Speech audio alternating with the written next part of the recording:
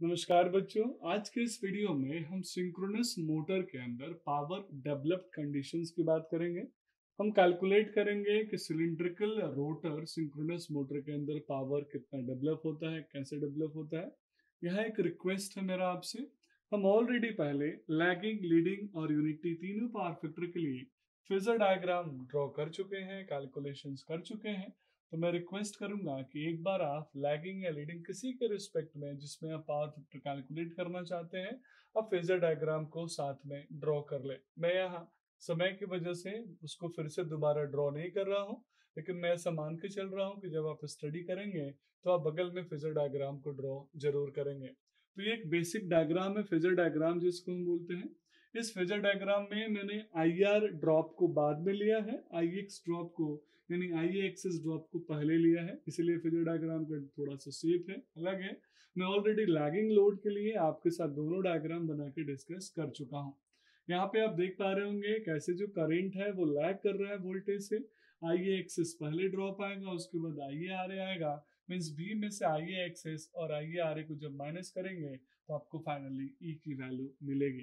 तो आइए इसी सिलिंड्रिकल रोटर सिंक्रोनस मोटर में लैगिंग पावर फैक्टर के रिस्पेक्ट में हम देखते हैं कि कैसे हम पावर की वैल्यू कैलकुलेट करेंगे। कुछ बेसिक एजम्पशंस हैं जो ऑलरेडी आप पहले से भी जानते हैं। मैं रेफरेंस वोल्टेज लूंगा V को, तो मैं लिख सकता हूँ V की जो वैल्यू होगी V एंगल 0 डिग्री।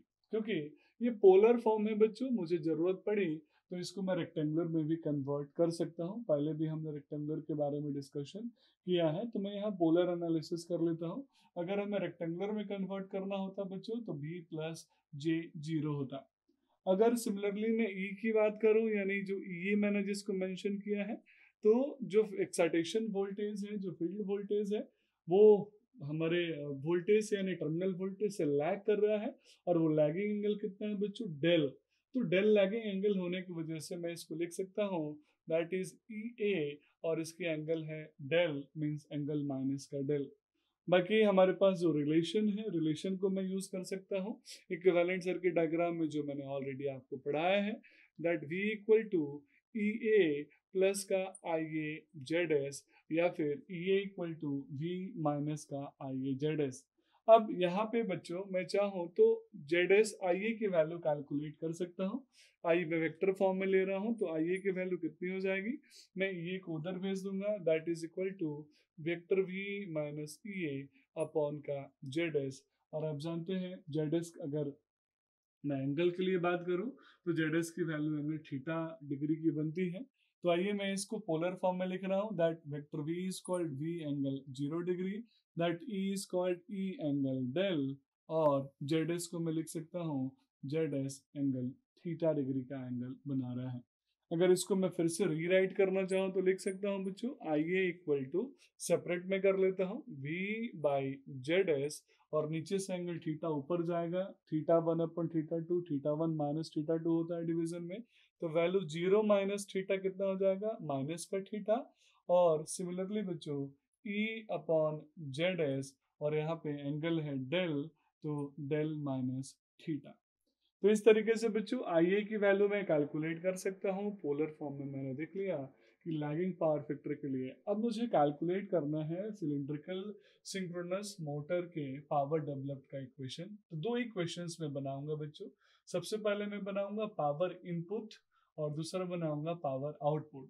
तो बच्चों जो पावर इनपुट का इक्वेशन होगा, अब यहाँ मैं आपसे फिर से पूछना चाहता हूँ कि मेरे पास कितने तरह के इलेक्ट्रिकल पावर होते हैं।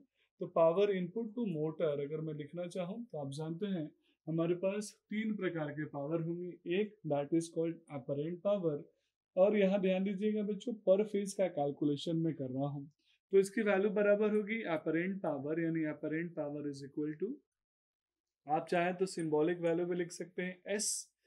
अपरेंट पावर किसका किसका सम होता है बच्चों? एक्टिव और रिएक्टिव पावर का। तो that is the sum of active power, जिसको मैं सिंबॉलिकली P से रिप्रेजेंट करता हूँ, प्लस का J इमेजनरी पावर है, तो J रिएक्टिव पावर यहाँ मेंशन कर रहा हूँ। J चाहो तो नहीं भी लिखो, रिएक्टिव पावर जिसको हम Q से रिप्रेजेंट करते हैं। सिमिलरली बच्चों अगर मुझे आउटपुट पावर की जरूरत है, मीन्स अगर मुझे इनपुट पावर की जरूरत है तो मैं v को i से मल्टीप्लाई करूंगा, that is input quantity. Means अगर मुझे इनपुट पावर के लिए कैलकुलेशन करना होगा s इनपुट, तो मैं करूंगा v इंटू आई।